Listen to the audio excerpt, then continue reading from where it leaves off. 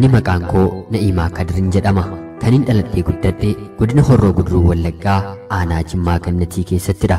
Barumsa koos hanga muraasaatti achumatti baradhe. Haatii fi abbaan koo ijoollummaa kootti waan walitti bu'anii gargar bahaniif jireenyi ijoollummaa koodhaa kaastee qaalii na kaffalchiisuu eegalte.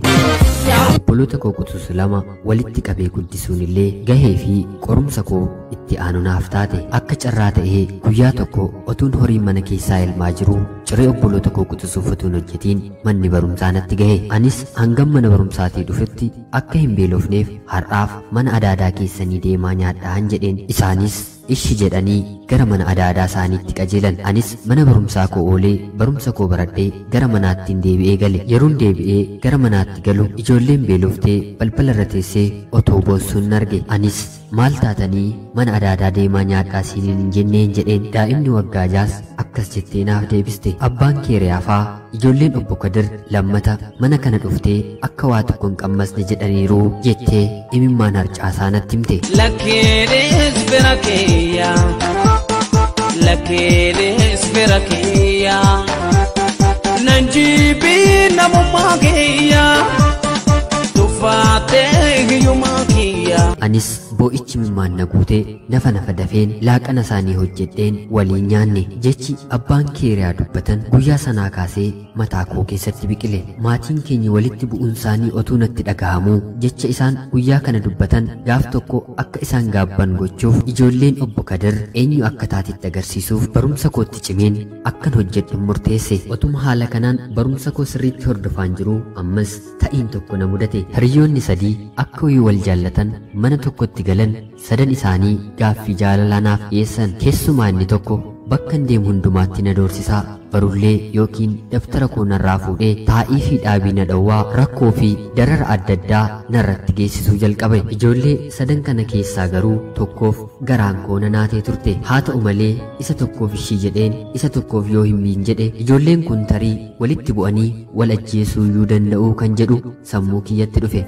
Kanaaf gaaffii hunda isaanii fudhachuu dhiisuun furmaata koo isa xumuraa naaf taate. Ijoolleen kun ammas yeroo yerootti bakka deemu hundumaatti na rakkisuu fi na dararuu jalqaban. Mucaan ani jaalladhu garuu guyyaa tokko dararaa fi rakkina tokkollee narraan ga'ee hin beeku. Haalli kuni garuu barumsa koo irratti dhiibbaa uumuu eegale. Kanaatiifis sababa biraa uumee bakka biraa deemee barumsa koo akkan eegaluun murteesse. Rabbiif galanni haa ta'uutii haatii fi abbaan koo turtii yeroo dheeraa booda jaarsolii biyyaatiin araara buusanii walitti deebi'uuf murteessan. Kunis carraa gaarii akkan bakka biraa deemee baradhuutiif karaa naa saaqe. Kanumaan wal qabatee maatii kootti akkoon koo qofaa waan jiraattuuf ishee bira deemeen barumsa koon eegale jedheen gara magaalaa Coommaniitti imaluun mana barumsaa Cirrachaa Mikaa'elitti barnoota koo hordofuun eegale. Haaluma kanaan otoo barumsa koo seeraan hordofaan jiruu namichi akka magaala sanaatti baay'ee sooressaa fi firoottan sooressaa hedduu qabu tokko gaaffii jaalalaa yeroo yerootiin naaf dhiyeessee na rakkise. Sanatti ani umuriin koo waggaa 15 barattuu kutaa 8 ture. Waa'een jaalalaa fi mana ijaarrachuu naagalee yookiin yaadeen osoo hin taane xiiqii. Abbaan kee reyaa ijoolleen obbo Abaluu mana koo akka hin seenne jedha sana ijoolleen obbo Abaluu eenyu akka taate itti agarsiisuuf nama guddaa umuriin isaa na hin madaalle. Kanaaf tole rakkoon qabu jedheen deebiseef. Yeroo jaalalaa waa tokko toon qabaatiin guyyaa tokko mana isaatti na sossobee na waame. Erga mana isaa seenee booda kaballaan maddii koo keessa na rukute. Ergasiis reebicha kana hin jedhamne anarratti raawwachuun fedhii koo malee wanta ani hin barbaanne humnaan dirqisiisee narratti raawwate. Akka aadaa biyya keenyaatti otuu maatiin dubartii tole jedhanii abbaa manaa isheetti hin laatiin waan akkanaa irratti raawwachuun tasumaa hin eeyyamamu. Inni garuu kana hundumaarra darbee otoo dura maatii koo eeyyamsiiseera ta'ee deebiseen gara maatii kootti gala ture.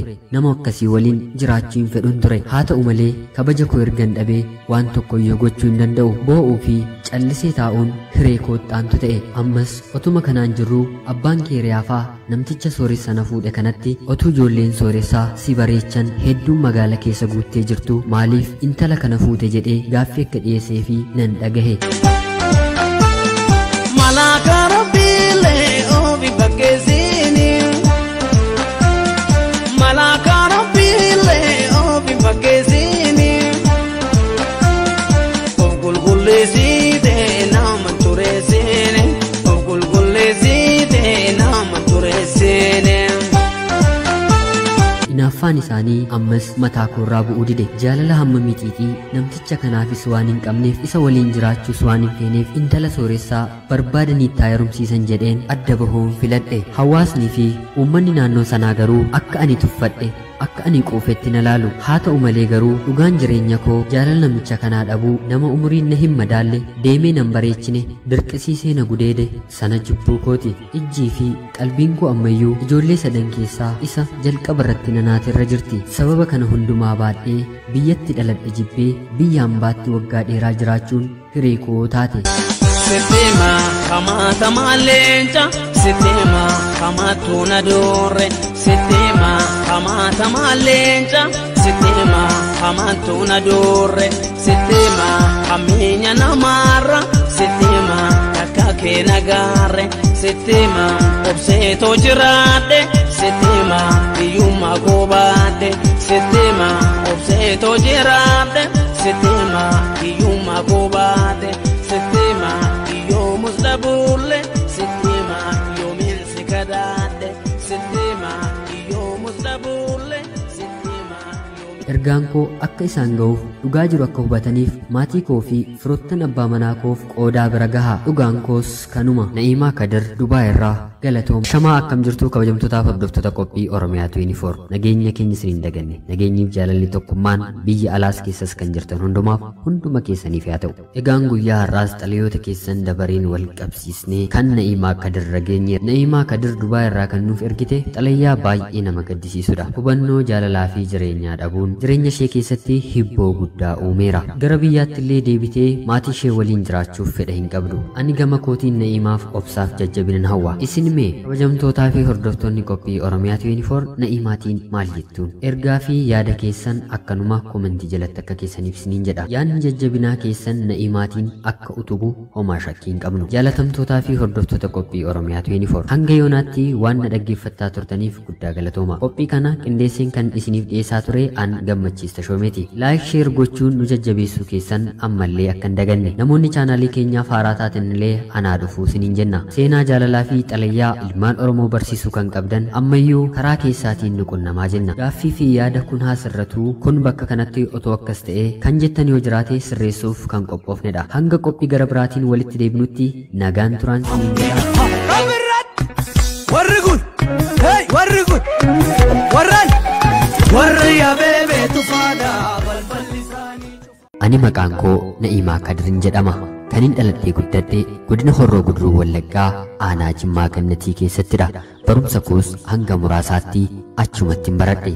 Haatii fi abbaan koo ijoollummaa kootti waan walitti bu'anii gargar bahaniif jireenya ijoollummaa koodhaa kaastee qaalii na kaffalchiisuu eegalte.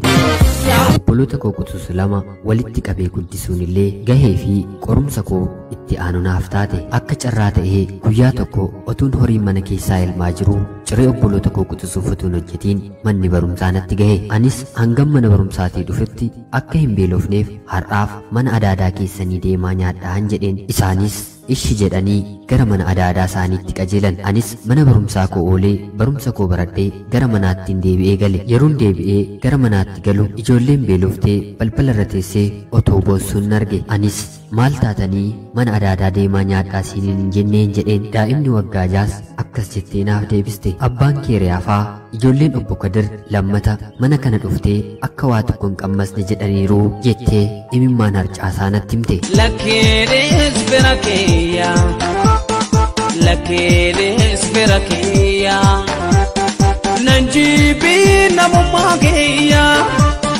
tuffaatee hiyyummaa keeyyaa. Anis boo'ichi mimmaan na guutee nafa dafeen laaqana isaanii hojjedheen waliin nyaanne. Jechi abbaan keeriyaa dubbatan guyyaa sanaa kaasee mataa koo keessatti biqile. Maatiin keenya walitti bu'uun isaanii otuu natti dhagahamuu jecha isaan guyyaa kana dubbatan gaaf tokko akka isaan gaabban gochuuf ijoolleen obbo Kadir eenyu akka taatetti agarsiisuuf barumsa kootti cimeen akkan hojjedhu murteesse. Otuma haala kanaan barumsa koo sirriitti hordofaan jiru ammas ta'iin tokko na mudate. Hiriyoonni sadii akka wal jaallatan mana tokkotti galan sadan isaanii gaaffii jaalalaa naaf dhiyeessan. Keessumaa inni tokko bakkan deemu hundumaatti na doorsisaa barullee yookiin daftara koo narraa fuudhee taa'ii fi dhaabii na dhowwaa rakkoo fi darara adda addaa narratti geessisuu jalqabe. Ijoollee sadan kana keessaa garuu tokkoof garaan koo na naatee turte. Haa ta'u malee isa tokkoof ishii jedheen isa tokkoof yoo hin miin jedhe ijoolleen kun tarii walitti bu'anii wal ajjeesuu iyyuu danda'uu kan jedhu sammuu kiyyatti dhufe.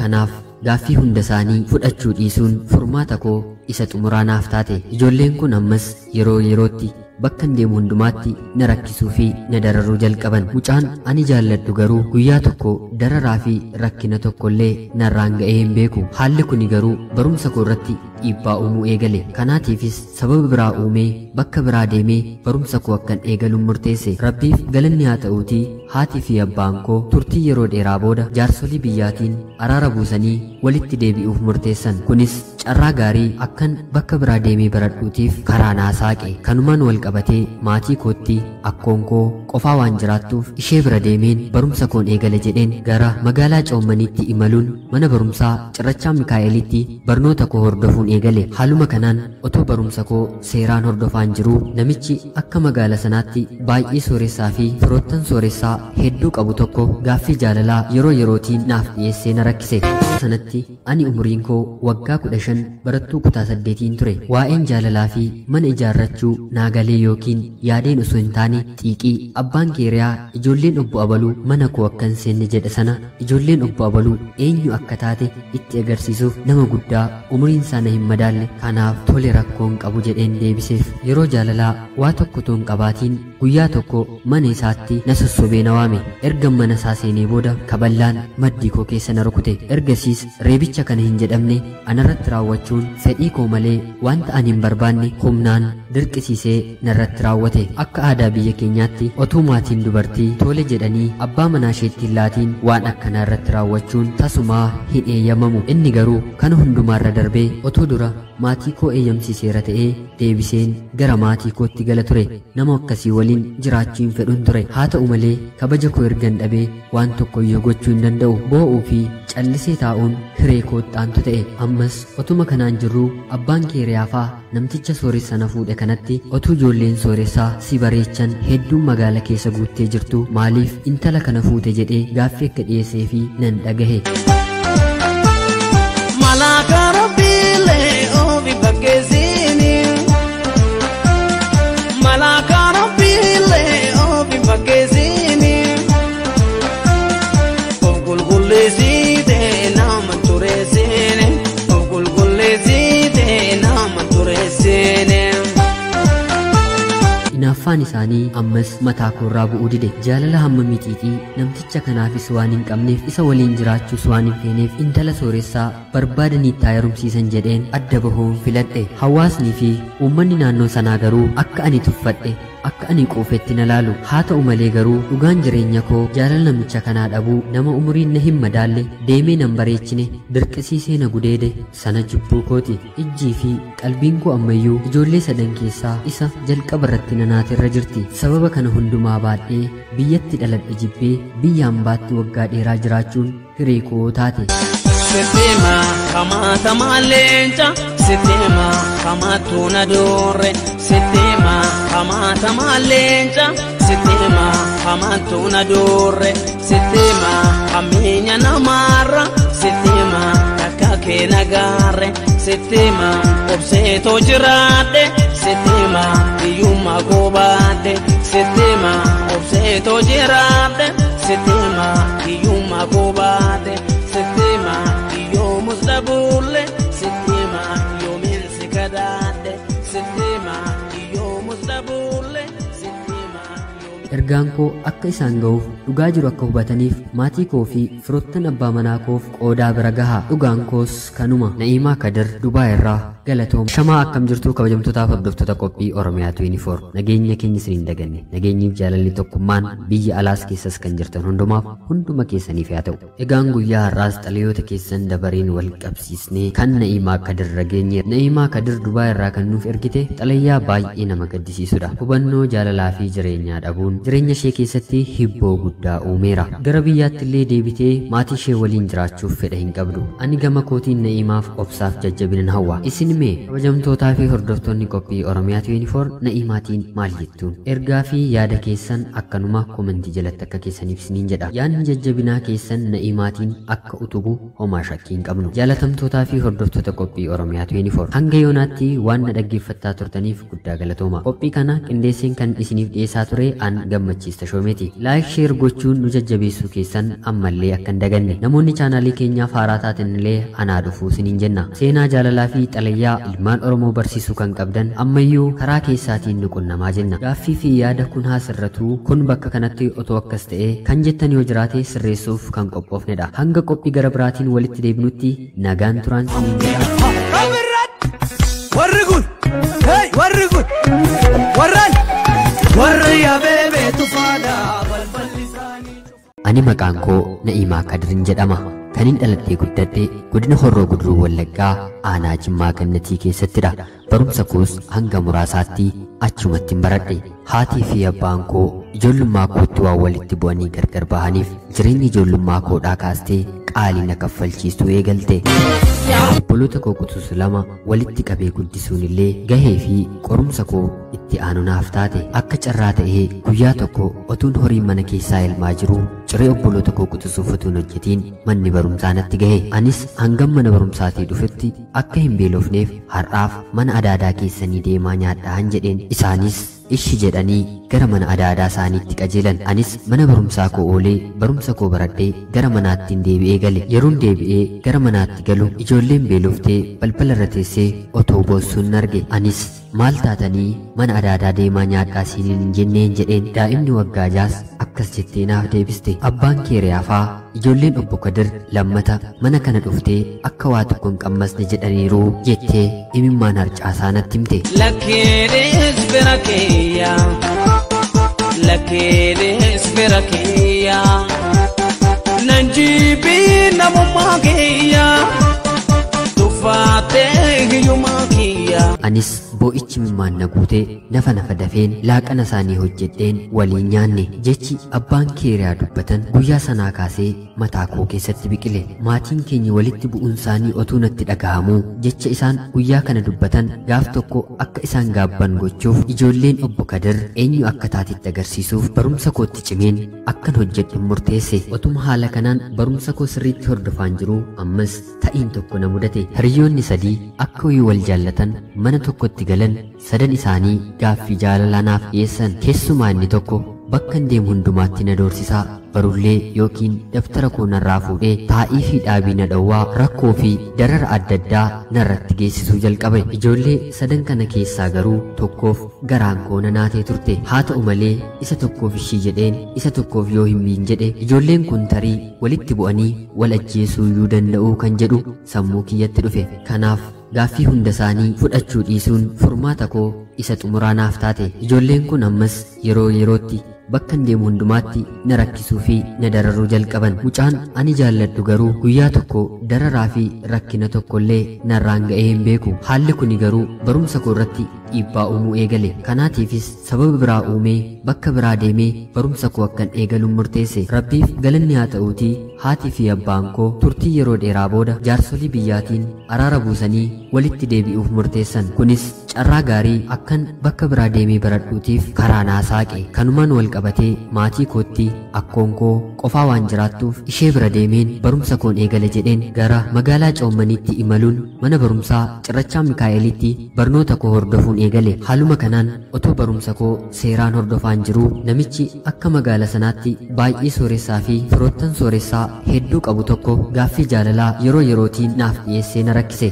Sanatti ani umuriin koo waggaa 15 barattuu kutaa 8 ture. Waa'een jaalalaa fi mana ijaarrachuu naagalee yookiin yaadeen osoo hin taane xiiqii. Abbaan keeriyaa ijoolleen obbo Abaluu mana koo akka hin seenne jedha sana ijoolleen obbo Abaluu eenyu akka taate itti agarsiisuuf nama guddaa umuriin isaa na hin madaalle. Kanaaf tole rakkoon qabu jedheen deebiseef. Yeroo jaalalaa waa tokko toon qabaatiin guyyaa tokko mana isaatti na sossobee na waame. Erga mana isaa seenee booda kaballaan maddii koo keessa na rukute. Ergasiis reebicha kana hin jedhamne anarratti raawwachuun fedhii koo malee wanta ani hin barbaanne humnaan dirqisiisee narratti raawwate. Akka aadaa biyya keenyaatti otuu maatiin dubartii tole jedhanii abbaa manaa isheetti hin laatiin waan akkanaa irratti raawwachuun tasumaa hin eeyyamamu. Inni garuu kana hundumaarra darbee otoo dura maatii koo eeyyamsiiseera ta'ee deebiseen gara maatii kootti gala ture.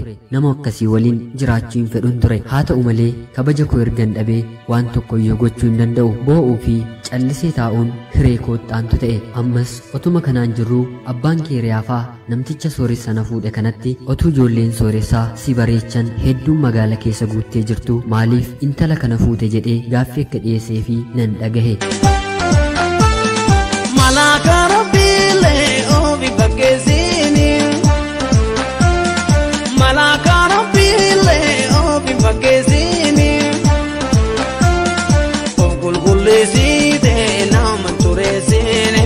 Of qulqulleessitee nama tureessiini.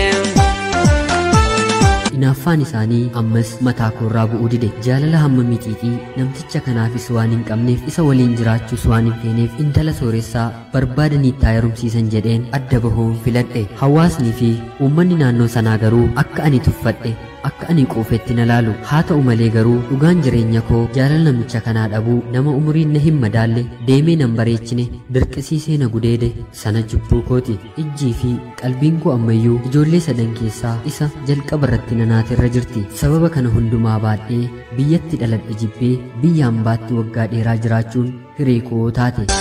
Sistema kamata malenja, sistema kamatu na dore, sistema kamata malenja, sistema kamatu na dore, sistema kamenya na mara, sistema kakake na gare, sistema obseto jirade, sistema iyuma kobade, sistema obseto jirade, sistema iyuma kobade, sistema mustabule sistema yo min sikadade sistema yo mustabule sistema. Ergaan koo akka isaan ga'uuf dhugaa jiru akka hubataniif maatii koo fi firoottan abbaa manaa koof qoodaa bira gahaa. Dhugaan koos kanuma. Na'iimaa Kadir Dubaay irraa galatoom. Shamaa akkam jirtu kabajamtootaaf hordoftoota qophii Oromiyaa 24. Nageenya keenya isiniin daganne. Nageenyiif jaalalli tokkummaan biyya alaas keessas kan jirtan hundumaaf hunduma keessaniif haa ta'u. Egaan guyyaa har'aas xalayoota keessan dabareen wal qabsiisnee kan Na'iimaa Kadir rageenye. Na'iimaa Kadir Dubaay irraa kan nuuf ergite xalayaa baay'ee nama gaddisiisudha. Hubannoo jaalalaa fi jireenyaa dhabuun jireenya ishee keessatti hibboo guddaa uumeera. Gara biyyaatti illee deebitee maatii ishee waliin jiraachuuf fedha hin qabdu. Ani gama kootiin Na'iimaaf obsaaf jajjabinan hawwa. Isin mee kabajamtootaa fi hordoftoonni qophii Oromiyaa 24 Na'imaatiin maal jettuun? Ergaa fi yaada keessan akkanuma komentii jalatti akka keessaniif isiniin jedha. Yaadni jajjabinaa keessan Na'imaatiin akka utubu homaa shakkii hin qabnu. Jaalatamtootaa fi hordoftoota qophii Oromiyaa 24 hanga yoonaatti waan na dhaggeeffattaa turtaniif guddaa galatooma. Qophii kana qindeesseen kan isiniif dhiyeessaa ture an gammachiista shoomeeti. Laayik sheer gochuun nu jajjabeessuu keessan ammallee akka hin daganne. Namoonni chaanaalii keenyaaf haaraa taatan illee anaa dhufuu isiniin jenna. Seenaa jaalalaa fi xalayyaa ilmaan Oromoo barsiisuu kan qabdan ammayyuu karaa keessaatiin nu qunnamaa jenna. Gaaffii fi yaada kun haa sirratuu kun bakka kanatti otoo akkas ta'e kan jettan yoo jiraate sirreessuuf kan qophoofnedha. Hanga qophii gara biraatiin walitti deebinutti nagaan turaan isiniin jedha. Warri kun warri kun warraan warri yaabee tufaadha balballi isaanii. Ani maqaan koo Na'iimaa Kadirin jedhama. Kanin dhaladhee guddadhee godina Horroo Guduruu Wallaggaa aanaa Jimmaa Gannatii keessattidha. Barumsa koos hanga muraasaatti achumatti baradhe. Haatii fi abbaan koo ijoollummaa kootti waan walitti bu'anii gargar bahaniif jireenyi ijoollummaa koodhaa kaastee qaalii na kaffalchiisuu eegalte.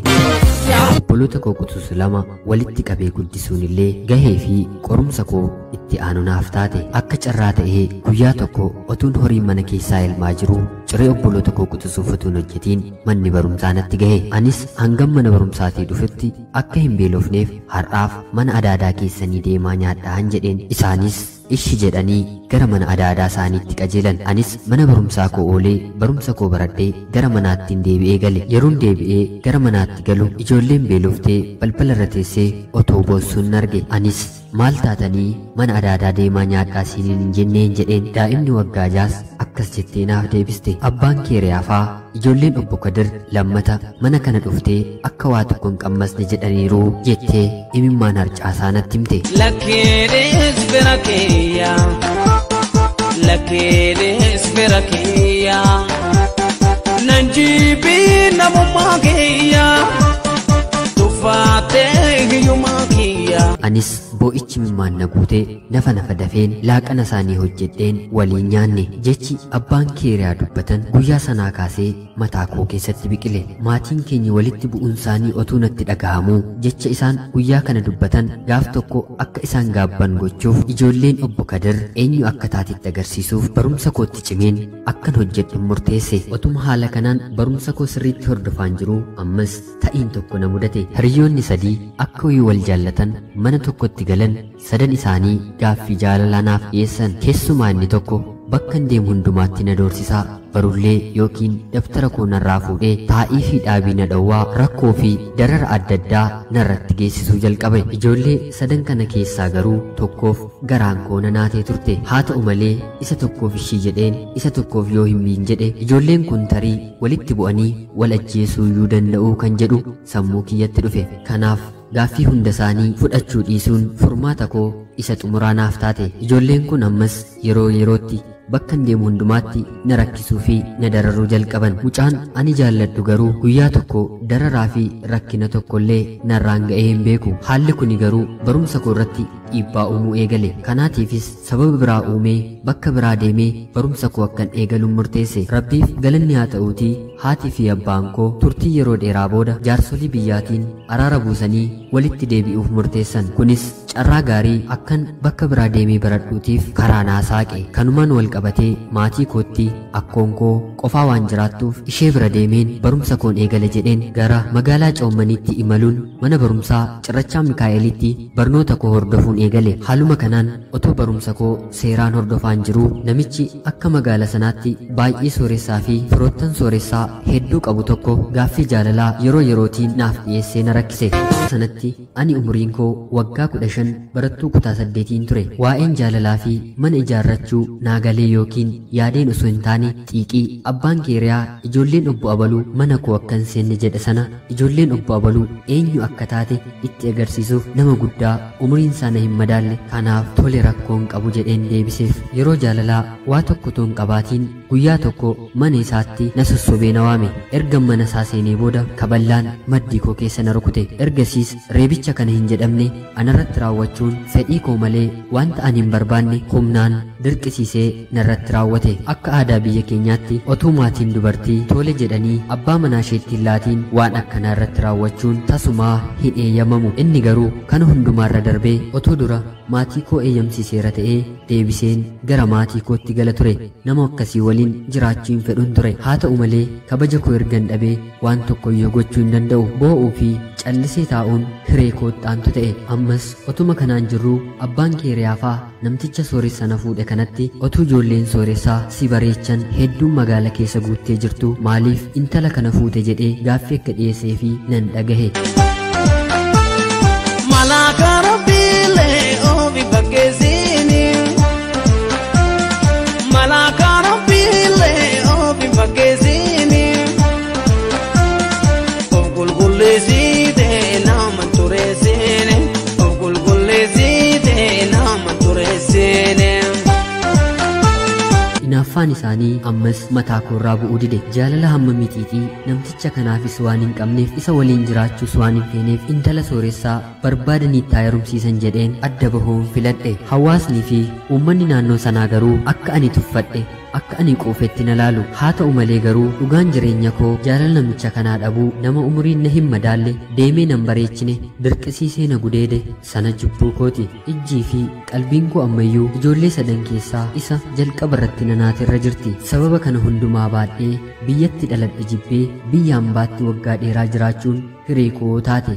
Sitima kamata malencha Sitima kamatu na dore Sitima kamata malenja Sitima kamatu na dore Sitima kaminya na mara Sitima kakake na gare Sitima obseto jirade Sitima iyuma kobade Sitima obseto jirade Sitima iyuma kobade Sitima iyo mustabule Sitima iyo minsikadade Sitima iyo mustabule Sitima Ergaan koo akka isaan ga'uuf dhugaa jiru akka hubataniif maatii koo fi firoottan abbaa manaa koof qoodaa bira gahaa. Dhugaan koos kanuma. Na'iimaa Kadir Dubaay irraa galatoom. Shamaa akkam jirtu kabajamtootaaf hordoftoota qophii Oromiyaa 24. Nageenya keenya isiniin daganne. Nageenyiif jaalalli tokkummaan biyya alaas keessas kan jirtan hundumaaf hunduma keessaniif haa ta'u. Egaan guyyaa har'aas xalayoota keessan dabareen wal qabsiisnee kan Na'iimaa Kadir rageenye. Na'iimaa Kadir Dubaay irraa kan nuuf ergite xalayaa baay'ee nama gaddisiisudha. Hubannoo jaalalaa fi jireenyaa dhabuun jireenya ishee keessatti hibboo guddaa uumeera. Gara biyyaatti illee deebitee maatii ishee waliin jiraachuuf fedha hin qabdu. Ani gama kootiin Na'iimaaf obsaaf jajjabinan hawwa. Isin mee kabajamtootaa fi hordoftoonni qophii Oromiyaa 24 Na'imaatiin maal jettuun? Ergaa fi yaada keessan akkanuma komentii jalatti akka keessaniif isiniin jedha. Yaadni jajjabinaa keessan Na'imaatiin